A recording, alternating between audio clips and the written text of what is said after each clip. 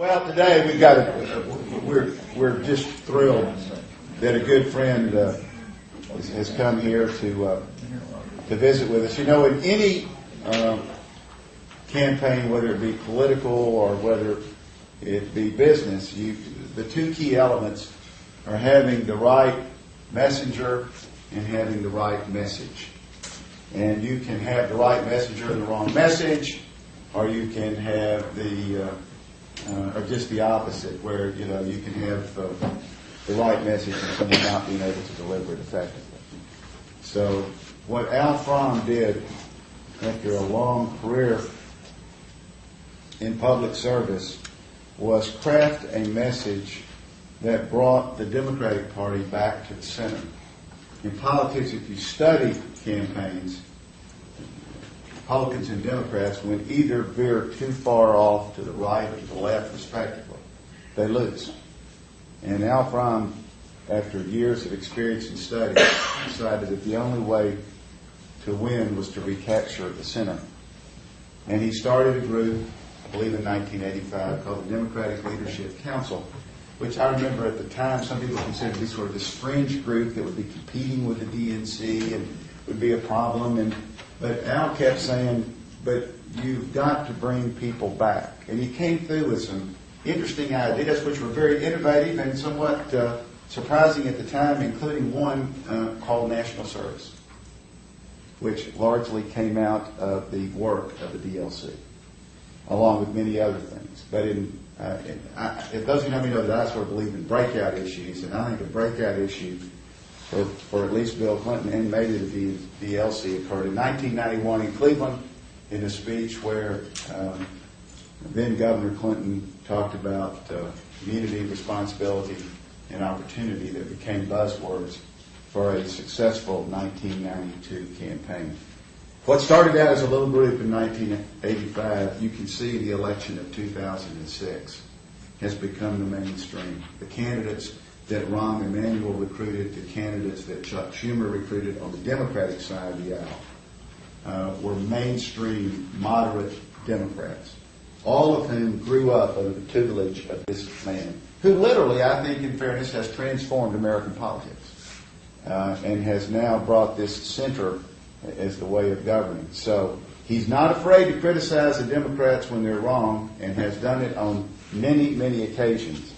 But he also has been the person who has probably shaped the politics of Bill Clinton and his ability to build a broad-based coalition more than any one individual. So he's been here several times. He spent a lot of time here during campaigns. We welcome him back, my good friend, Stephanie's good friend, and a friend of Bill Clinton's, Al Fromm.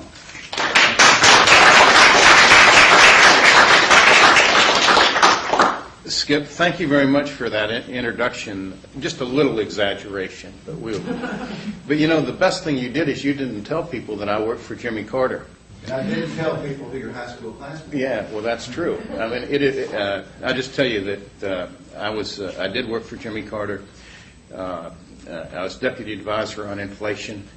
And just to prove Carter could do something right, we got the inflation rate up higher than his positive ratings in the polls. I was reminded of that yesterday because Bush got a 28% approval rating in the New York Times poll, and they said the last time a president has been lower is when Carter was at 26.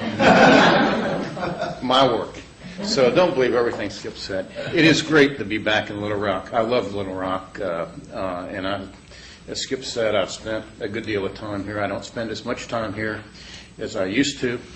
It's great to see so many friends. Linda Dixon was here probably to greet me 18 years ago, the first time I came down here when I said to President Clinton, I've got this great deal for you. You become chairman of the DLC. We'll pay for your travel around the country. Together we'll put together a message, and I believe someday you'll be president and we'll both be important. And he said, I'll take that deal, and it was quite a journey, I want to say. And, you know, to see Steph and Linda Dixon and my buddy Dave Sink, who was one of my closest friends in high school, I grew up in South Bend, Indiana. But because I wanted to go to a football college, I went to Northwestern.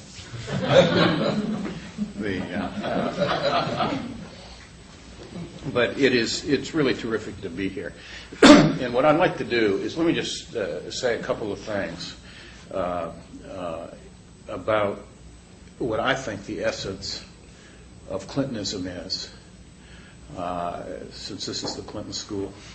And I think when you go through the library, you see this reflected completely. And then what I'd like to do, and maybe just very briefly a word about this election in 2006, which was an historic election in a lot of ways, and what it means as we look forward. 2008, then we'll throw it out open for questions, and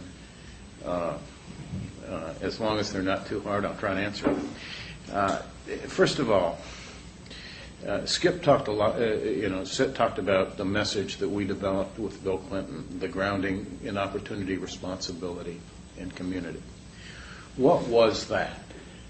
To me, what we tried to do was modernize the Democratic Party. In one sense, to modernize liberalism. Because what had happened, if you remember, by the 1980s, is people thought the Democratic Party didn't care about their economic interests, wouldn't defend the country, was hostile to their values. We lost 40 states in 3 presidential elections in a row, and one of them we lost 49. And what worried us was this great party that had been responsible for so much, I'd say all, of the social and economic progress in the 20th century was about ready to go the way of the Whigs as a national party. And we were worried about that, and we wanted to change it. I remember having a train ride in 1990 when we were going to Williamsburg, Virginia with then Governor Clinton. It's in the middle of that tough campaign, and we were for re-election actually here. And he said at that time, if we don't do something well in 92 or 96, if we can't elect the president by 96, we're going to cease to be a national party. So people forget that we were really in dire straits, and the reason we were such dire straits is because our party had, in a sense, lost its soul. And so here's what we did. And if you want a complete history of this, or a longer history of this, go to the DLC website, which is www.dlc.org. And you can get somehow to my speeches and memos. But I did a keynote speech at the retrospective on Clinton at Hofstra on the philosophy. The Clinton philosophy, New Democrat philosophy. And then I tracked that all the way back to the Civil War and Andrew Jackson, and showed how we just modernized the principles. But let me just tell you what those core principles are. They're Andrew Jackson's credo of opportunity for all, special privilege for none. The invention we did with Clinton, the modernization, was to convince the Democratic Party that if we're going to be a party of opportunity in the late 20th, early 21st century, build that bridge that's across the way out here, we had to figure out how to grow the economy, create jobs, and make the private economy, and make everybody benefit from it. And that's why we did things like fiscal discipline, investment in people and technology, and expand trade. Because everything we did was to try to grow the private economy. And I think the results were unbelievable. Our theory was, when I was in the Carter White House, every plank in the platform in 1980, when Carter was the incumbent president, so he could decide what was going to be in that platform, every economic plank was a public jobs program. Well, I don't care how many public jobs you create, you're never going to create 22.5 million new jobs in 8 years unless you grow the private economy. And so that was a key thing for our party, because we had lost credibility on that issue. The second is something that Skip alluded to. It was the Kennedy ethic of civic responsibility, mutual responsibility, asking people not only to take from the country, but asking them to give something back. That's what AmeriCorps is about. That's what the combination of the Earned Income Tax Credit and welfare reform was about. The Earned Income Tax Credit that we passed in 1993, the largest anti-poverty program in the history of the country, showed that it told people, if you work, you're not going to be poor, and work's going to be more valuable than welfare. But once work's more valuable than welfare, then you have the responsibility to go out and get a job. National service was, we're going to give you the opportunity to earn, by your service in your community, a college education. It reinforced those values. We didn't have to worry about it as much in those days, but it is an important tenet that as I was looking back at our platform that we did in '92, it was an important part of that platform, even though it was more in the abstract because we weren't in the same situation we are now. But it's Truman's tough-minded internationalism. For us, a lot of the international initiatives were in the economic front and trade agreements and the breakthrough with China. And I know that's under a lot of criticism, but we're the place in the Democratic Party, the DLC, that still fights for trying to make first of all for keeping us engaged in the global economy. And the next challenge, I think, is to make sure that everybody in this country, particularly ordinary middle-class people, benefit from the global economy, because it's here, it's not going away, and we can pretend that it is. But if we don't make people benefit from it, we're going to wind up with a lot of policies that are going to go the wrong way. Those were hard things for President Clinton to do, because sometimes we had to go against a lot of people in our own party. But they were the right thing for the country. And President Clinton understood that being engaged in the world, being a force that was respected in the world, which the guy who's in there now doesn't quite understand, important thing. And it's also a big part of the democratic tradition. Most people probably don't do what I do, which is sometimes go back and read old Democratic platforms. But in Franklin Roosevelt's 1932 platform, you know what the first plank was? Re-engaging in the trading system, because Hoover had signed the Smoot-Hawley Treaty, or tariff, and Smoot-Hawley were Republicans. And we were the party that said, if we're going to bring the world on a depression, we've got to start trading again. And, it's very easy when you get caught up in the pressures of the moment to forget that there's a grander tradition that has meaning and that is important to carry out. And that's what we tried to do. So, we tried to modernize in that way. We took Roosevelt's greatest legacy, which was his innovation. He's the guy who said, new conditions impose new requirements on government and those who conduct government, in one of the greatest political speeches of all time, which was his 1932 Commonwealth Club speech. And we took that to heart, from day one, when there were 5 of us traveling around with Governor Clinton, sort of shaping this agenda. That was always one of the things we talked about, Roosevelt's thirst for innovation.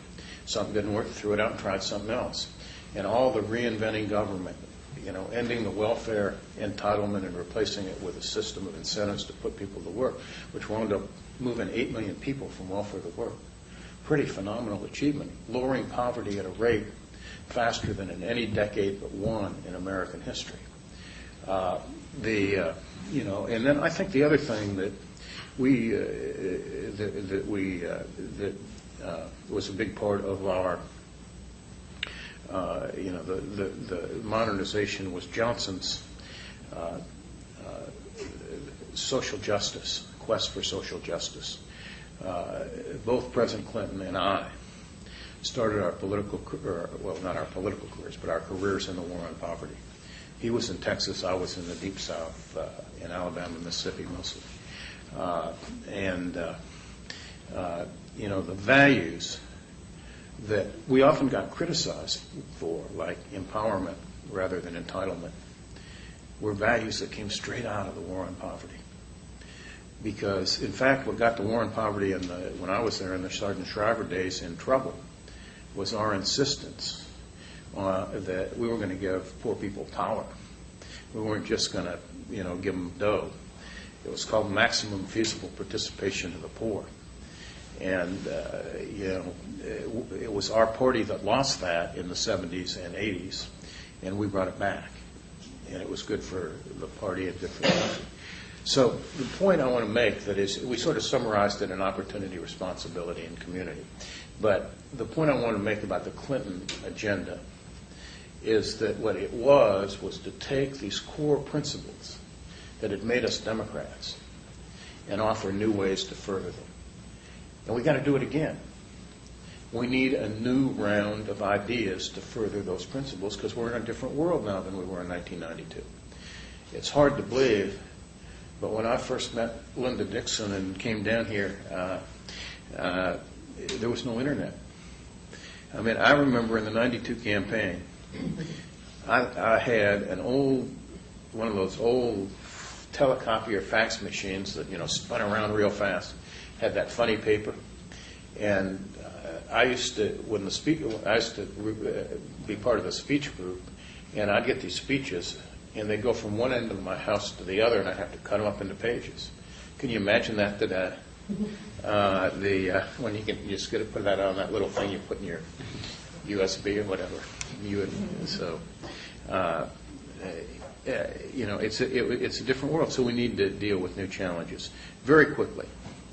As President Clinton has said, the last election gave us a chance, not a mandate. It's important to understand what happened was that it was largely a repudiation of the Republicans, of the president's handling of Iraq, which is just incredibly, I mean, whether he supported the war or opposed it in the beginning, you just can't look at what he's done and feel that he's done anything but screw it up badly. But also, I think it's a repudiation of Bush politics and Karl Rove politics and the politics of polarization, which the Republicans have used for 40 years. That for 40 years they've tried to divide the country on race, on sex, on abortion, all sorts of cultural issues, always hoping to get that 50.1% and say, to hell with the rest of you. And I think caught up with them. And so what happened was that in 2006, those people who we called the forgotten middle class, who go to work every day and play by the rules, who are moderate, often independent, you know, make middle class incomes, sometimes live in suburban and exurban counties, don't have any hard ties to the parties. They had been voting Republican. They voted Democrat. That's an opportunity for us. They're not permanent. We got to earn them, and our challenge is to earn them.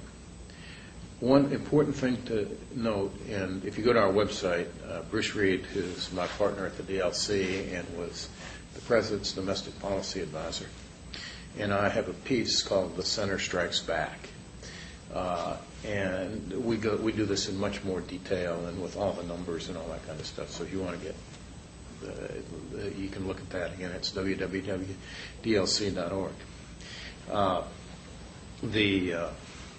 But the important thing to understand is the electorate didn't change. It's exactly the same electorate we had in 2002 and 2004. The difference is those voters in the middle switched. And, you know, we live in a country, and this is important for Democrats to understand, for our party, and some of you may not be Democrats, But it's important for for Democratic strategists to understand that's 30% conservative, 20% liberal, and 50% moderate.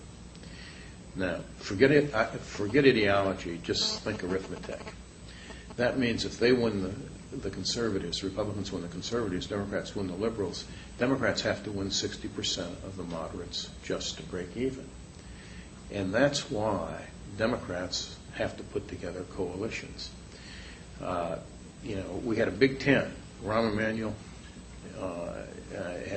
and Chuck Schumer deserve a lot of credit for recruiting candidates who didn't always meet or fit into the pattern of Democratic orthodoxy. But if we had said no pro-life candidates, we probably wouldn't have had. We certainly wouldn't have had Bobby Casey in Pennsylvania and probably some others. I'm not even sure where Jim Webb is. I think he may be pro-life. But in any event, we need to keep a big tent because we have to be a coalition party. You look at the Republicans; they're all the same. They're all basically 97% white, about 2/3 to 70% conservative. There's no debate in their party, unless something really obnoxious happens, or like Bush's handling of the war. Our party is, it is heterogeneous. It's diverse racially, ethnically. It's about 1/3 liberal and 2/3 moderate and conservative. A lot of the noise comes from the liberal part of the party, and that's why we try to make sure there's a counterbalance, because 2/3 of the Democrats we have to win are moderates and conservatives.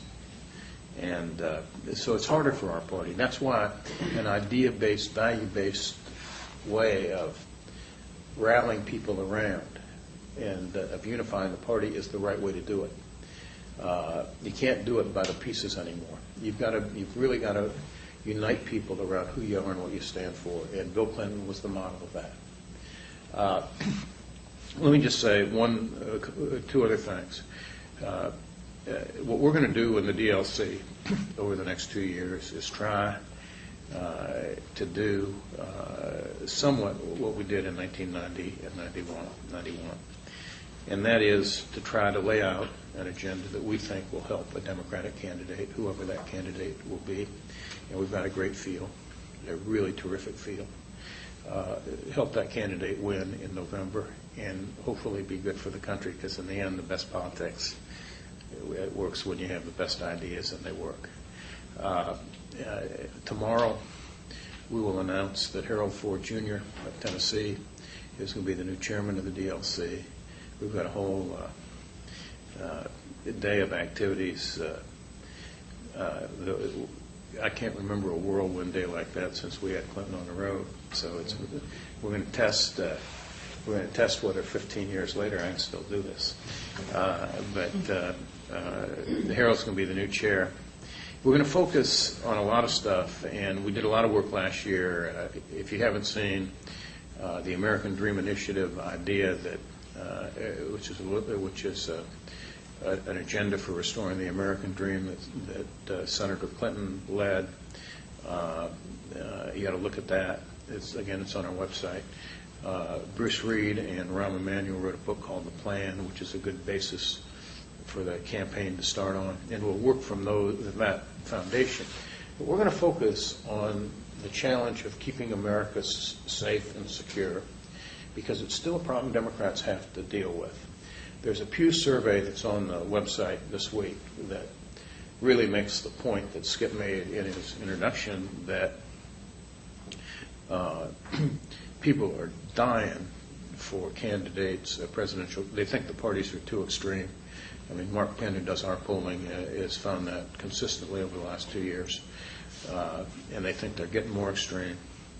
But they really want a moderate president, and in this case, in the Pew poll, it says plurality of the country and 59% of the Democrats want a moderate Democrat as president, which is a pretty good thing. But the other thing this survey shows is, well, Bush is down somewhere in the vicinity of 60-20 in terms of Iraq. If you ask the question in terms of which party you trust on terrorism. To fight terrorism, it's almost the reverse. So despite Iraq, we still have the challenge of gaining credibility on security, and we will work on that. And the second thing is what I alluded to before. I think this is the biggest challenge we have as a country and as a party. We have to make the global economy work for everybody. And what that encompasses, that is a big deal. And it encompasses, in my view, rewriting the social contract. When you're my age and you grew up in an industrial town like Dave Sink and I did, when we were in high school, the two biggest employers in South Bend were Studebakers, which made cars. It's not just a bar. It made cars. And Bendix Brakes. They're gone. And they've been gone a long time. And for most of our probably high school friends, their dads, because their moms didn't work very much in those days, their dads probably worked at a place like Studebakers or Bendix. They got their health care and their retirement, all that where they work. That's not going to happen anymore. It just isn't. And it's not because they're big bad corporations. It's because in today's global economy, our companies can't afford to pay the cost of health care and retirement in the way they did. And so we're going to have to figure out a social way, a public way of doing that, and that's going to be the new social contract. And we're looking at a lot of radical ideas, probably scare everybody away, but we've done it before with things like welfare reform and community policing and a whole bunch of other things that people were afraid of at the beginning, charter schools. But we've got to figure out a way to cover people, and it's got to go a lot farther than the president did last night. We've got to figure out a way to supplement Social Security. We started that actually in the Clinton administration with the USA accounts, which we never got through, but it's the right idea. You got to have private accounts. Bush was right about private accounts. He was wrong about trying to make it substitute for Social Security, because you need more. We got to figure out how to help kids go to college. And in the American Dream Initiative, we put together an idea that Hillary and Tom Vilsack, and I'm not sure how many other presidential candidates, probably a lot of them will pursue, that has two parts. One is a new grant to the states that bases the grants on improving their high school graduation rates, but would fill in the gap between what the tax credits, the various tax credits now in subsidy programs, Pell Grants and stuff would do, and the cost of an average state school, so we can make the argument nobody who gets good grades or is willing to serve their country or their community will be not denied the right to go to college because they can't afford it. And the second thing we did, and this is much more complicated than I could ever understand, but that's why Bruce Reed did it, is that we're consolidating all the current programs into a single, much more easily accessible tax credit or subsidy. But in any event, dealing with those middle-class anxieties is going to be a big challenge. And that is, I think, for the Democratic Party, if we want to be the party that governs this country, one of the biggest challenges we have to face. And that's what we're going to try to do. We spend a lot of time working with state and local officials, with governors, and I was up in Chicago meeting with a bunch of people in the legislature and the statewide offices. Came from the state of Missouri, where I met with everybody who's either in statewide office or thinking about it for our side. And I met with most of the caucuses of the House and the Senate in Missouri, and we're having a similar set of meetings here. I'm going to see Governor Beebe and Bill Halder, my old friend, who's the lieutenant governor, and a bunch of other people later today.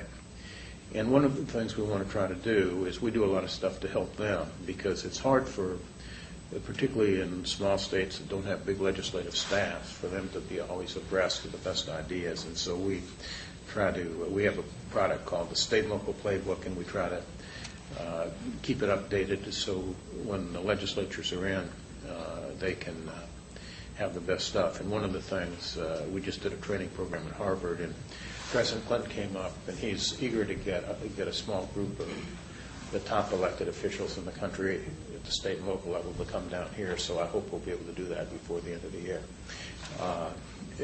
In any event, I've talked too long, but my point is that the central point that I'd like to leave with you is you will hear a lot about how important money is in politics, in technology, and everything else.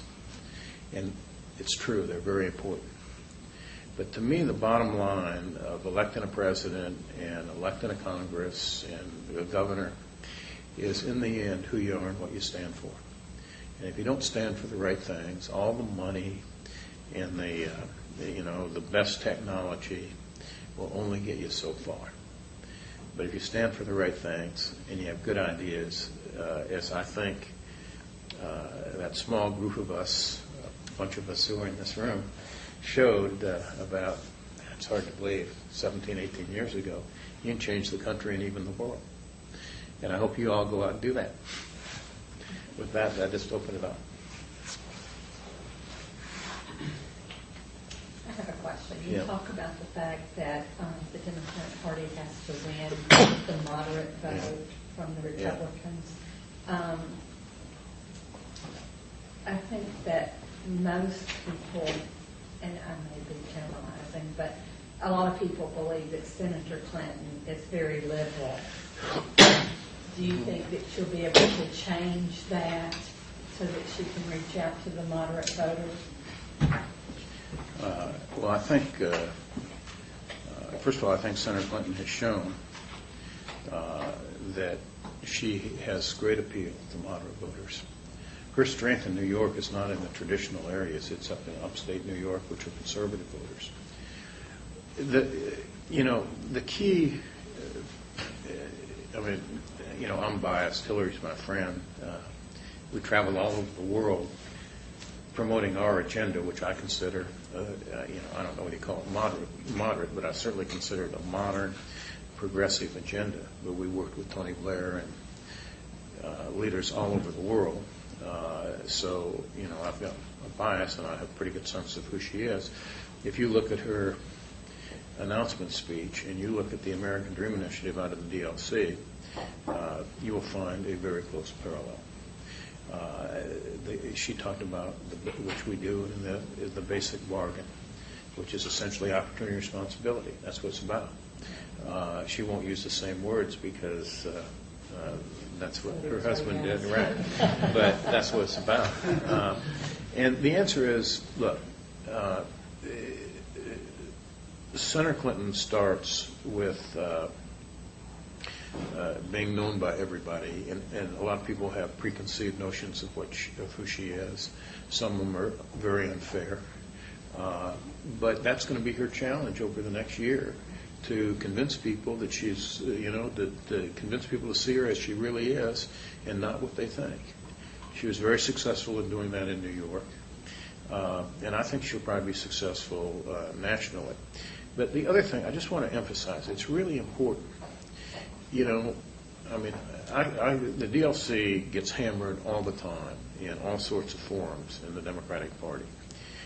And my answer to people who attack us is look at what we say. And that's what she has to do. If people look at what she says and what she does, she's not going to have any trouble winning a broad swath of the electorate. There will, of course, be some people who won't vote for her, but there are going to be some people who won't vote for any Democrat. And the other thing I will say is that by the time of the general election, in today's world with all this negative campaigning, whoever the Democratic nominee is going to have high negatives. And the Republican nominee will too. And in a sense, Senator Clinton has the disadvantage of being so well known that a lot of the negatives that she would have picked up in the campaign are already formed. But I think I expect her to be a very strong candidate, and I think people who say she can't win are silly. I just think it's just silly. Yes. There's a line on the website that I noticed that she said that Clinton said too was work hard and live by the rules. Yeah. That's to follow on that. And also I wanted to ask, what agenda do you think she will have about foreign affairs and foreign policy? For foreign policy. Well, I want to make it absolutely clear. I don't speak for Senator Clinton.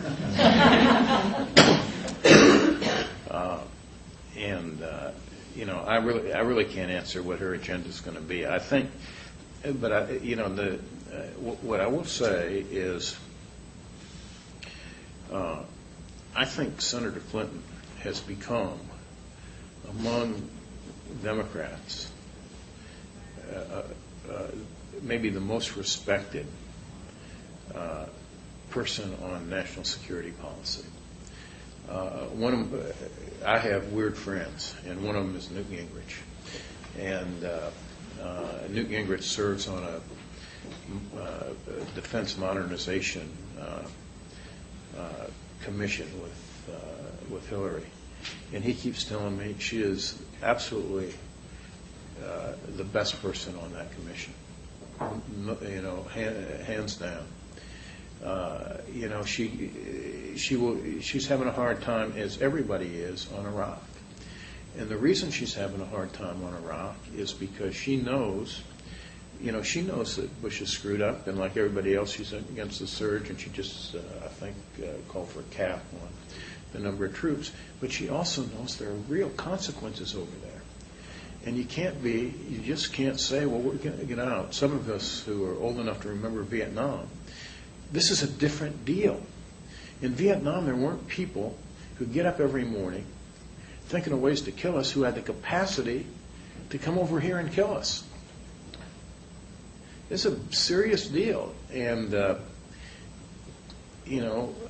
this administration has used fear too much, but you just cannot get away from what is the reality. Tom Friedman of the New York Times, who's a good friend of mine, said that he thought in 2004 the election turned on two questions.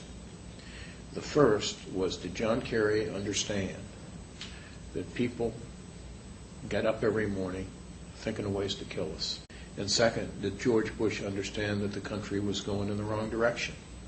And he said in the end, people made a judgment.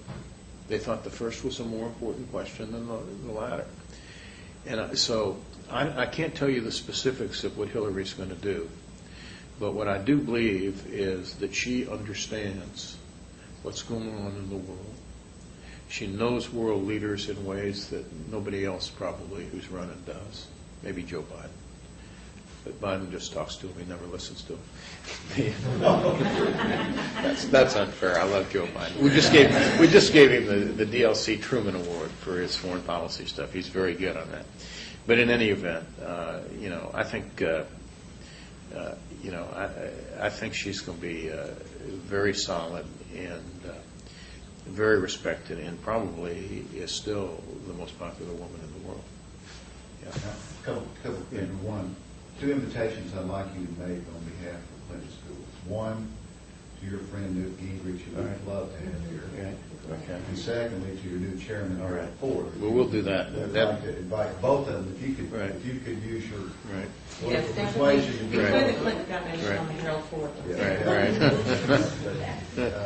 But you talk about Harold Ford coming into DLC. You talk about 17 to 18 years ago, cell phones and all the fax machines. I remember all that.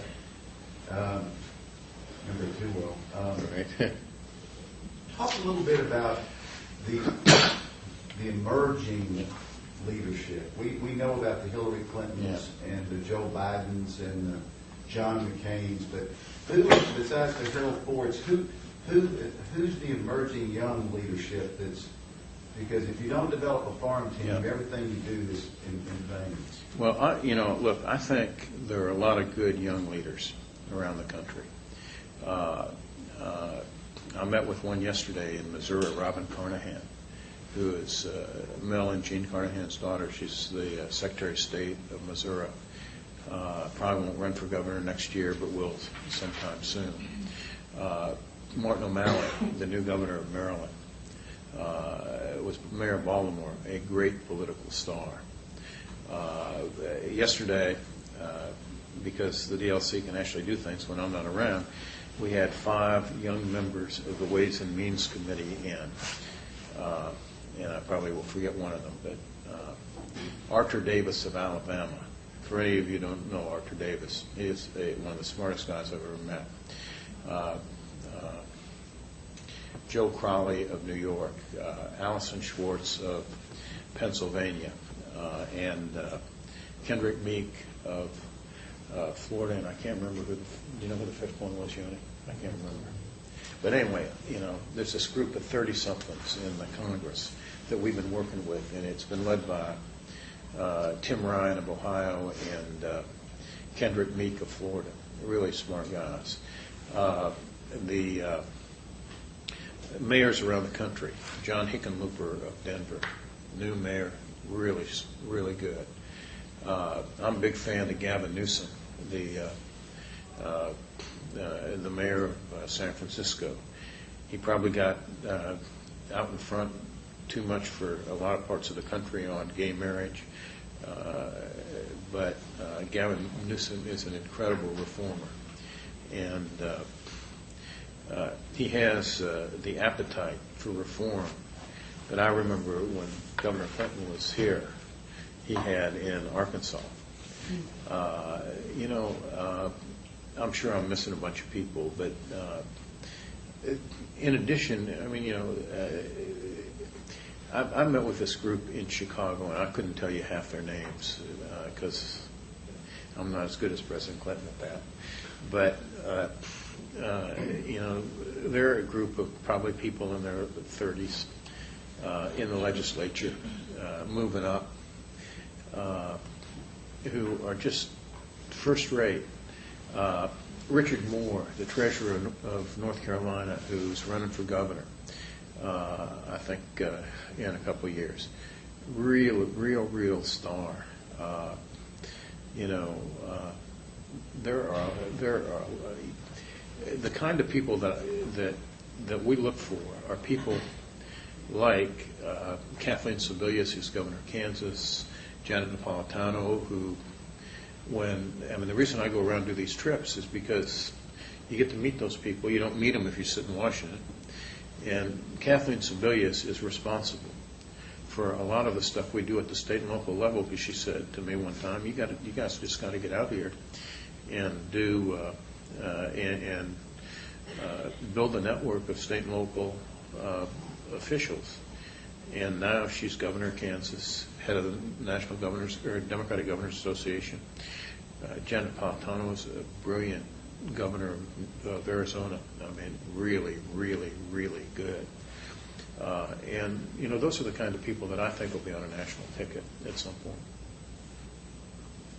And I don't mean to skip Barack Obama, but he's pretty well known. He's not as viewed as new. Or he's viewed as new, but not in the same context that Skip was talking about. Yes, ma'am. Something that Jim Webb said last night in response to the State of the Union address, he pointed out that the average worker, it takes a year for them to make what average CEO makes in 2 days. And I think that a lot of the pundits are saying that the Democratic Party has to focus on the two Americas that John Edwards brought up, and the growing gap between the haves and the have-nots. Yeah. And I think that ties in a way to your ideas about opportunity and responsibility. Yeah. But let me just play this. It has to be equal opportunity, and the responsibility, people have to be able to respond. And so I always start thinking about education and making people able to respond and making the opportunity equal in order to answer the two Americas. But it seems like the DLC and other Democrats who are getting elected, don't talk about as much renewing our commitment to public education. They seem to talk about, like you do, school choice and vouchers. So please help me understand how we can get back to education so that people can have the opportunity and take their individual responsibility. Well, first of all, you didn't hear the word vouchers out of my mouth. But I just think that's a wrong characterization. Education reform has been central to us. It was very important to the Clinton administration. We did push the charter school movement, and I think the President was very proud of the fact that we went from 1 charter school when we started to 3,000 when we ended. But what has to happen, and we do a lot of work on education reform. I believe you need systemic change, and I think it's stuff that a lot of people who work in the school systems are not eager to have. One of the graduates of the Clinton administration, a guy named Doug Ross, who was Assistant Secretary of Labor, was one of the original crowd that we ran around with in 1990 and 1991 as we were putting together the campaign. Went to Detroit and started in 1999, I think, a single 6th grade charter school. He now has a school district. And because he has a simple belief that every time he gets 125 kids, he creates a new school because he thinks every kid ought to know the principal. And he put together a high school. It's called University Prep Academy. And he's got some, in addition to the public help, he got some private help. And he told the guy who gave him the private money that if he didn't graduate 90% of the kids who started 9th grade and have 90% of them go into college, the guy could stop giving him any money. He's going to make it. And these are kids who 2/3 of whom, if they went into the regular school system, would drop out between 9th and 12th grade. They wouldn't even show up in the dropout statistics. They'd just be lost. And I talk to Doug Ross all the time about what he's learned. And here's what he told me. And, Joel Klein's trying to do the same thing in New York. Mayor Daley's done a really good job in Chicago. He's not gone all the way, but last time I talked to him, he said he thought maybe half the schools have been really improved. But here's what Doug Ross tells me. He thinks, and this is what I believe, every public school ought to be put on a performance contract. And at the end of that period, that if they don't make it, they'll have new management, new team.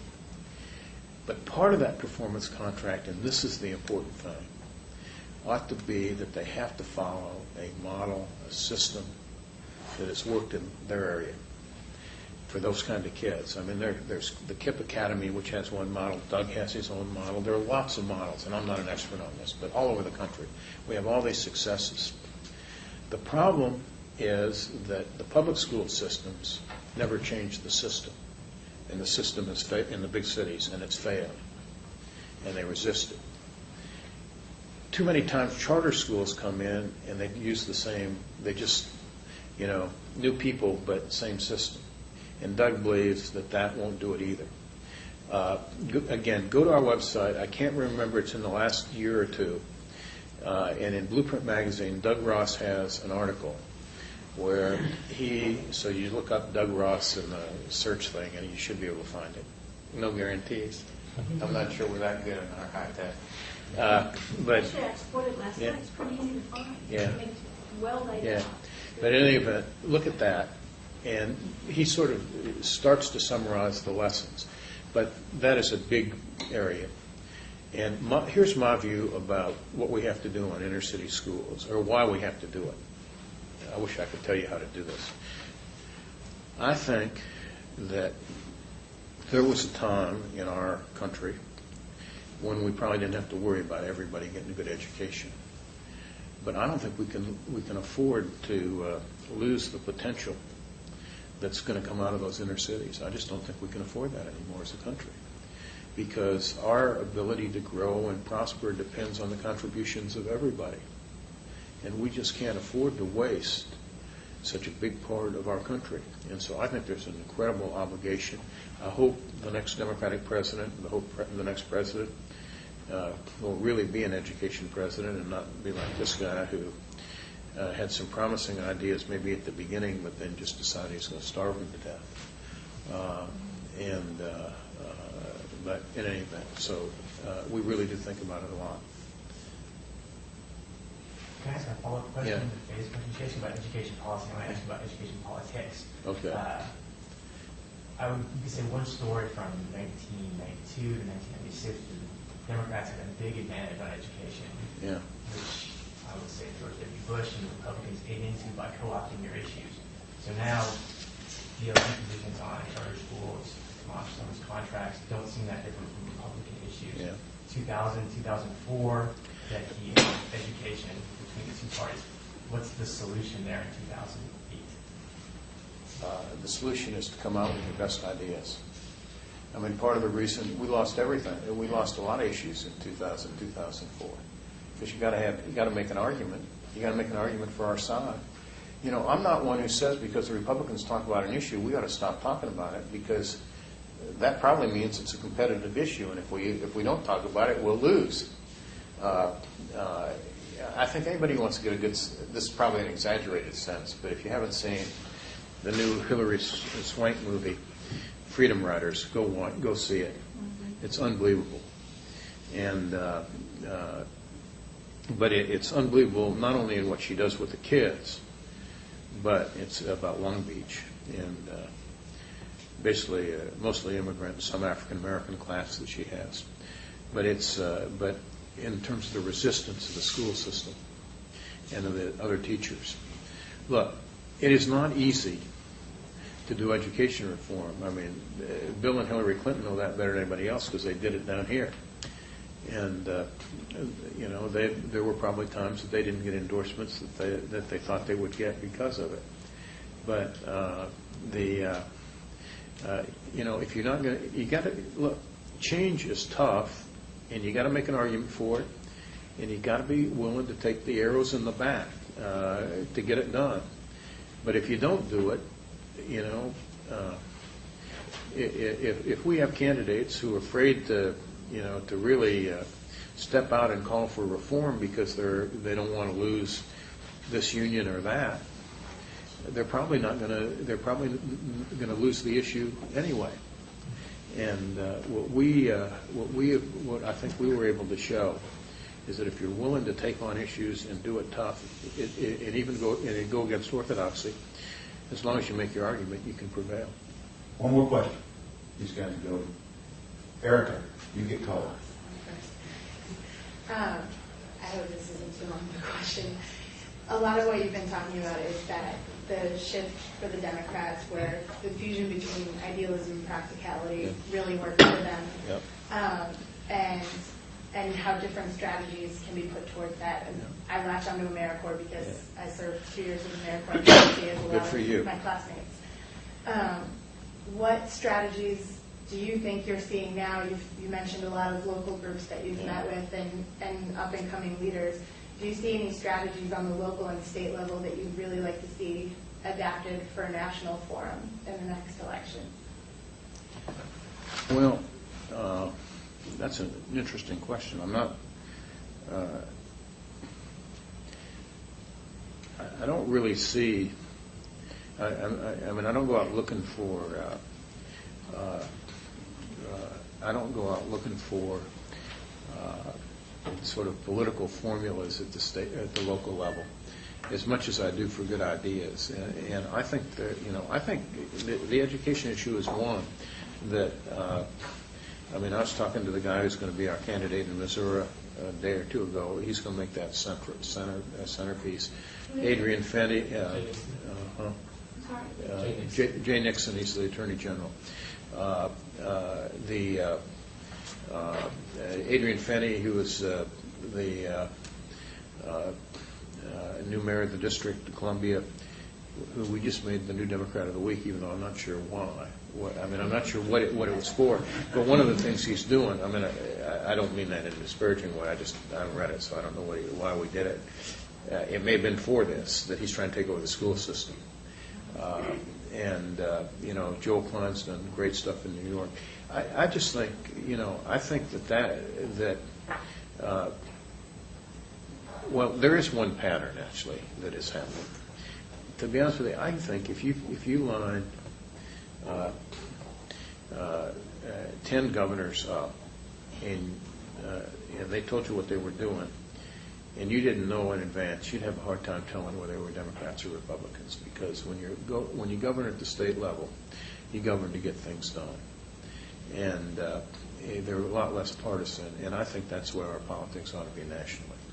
There's this great new book out, which I should have mentioned actually, by John Harris, who used to be with the Washington Post, did a biography of Clinton, and is now at, like everybody else, at a new political website.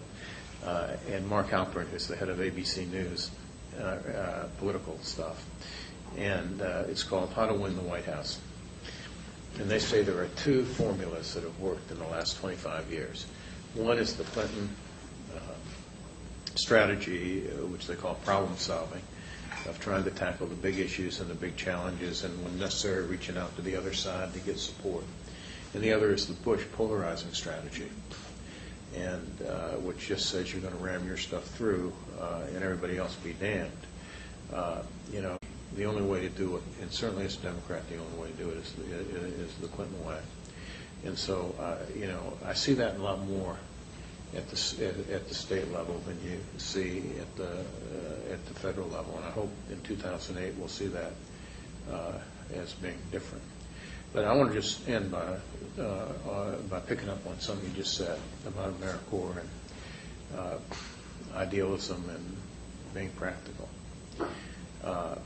I hope we can always be the party of idealism. I hope we can look at new challenges and think, wow, what can we do? How can we conquer these? And how can we always make our life better for ourselves and our kids and the people around us? And how can we always reinforce the greatest ideals of this great country?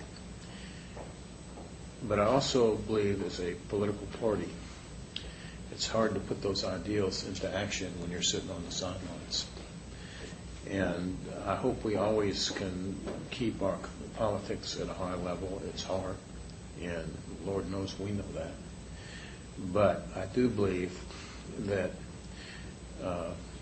you got to win, because it's hard to do those good things for people if you're sitting, out on the sidelines and not running the government. And so, what I hope we will do is help lay out a sensible, practical course for getting elected, but a course that also reflects the highest ideals of our party and our country, because I think that's the secret.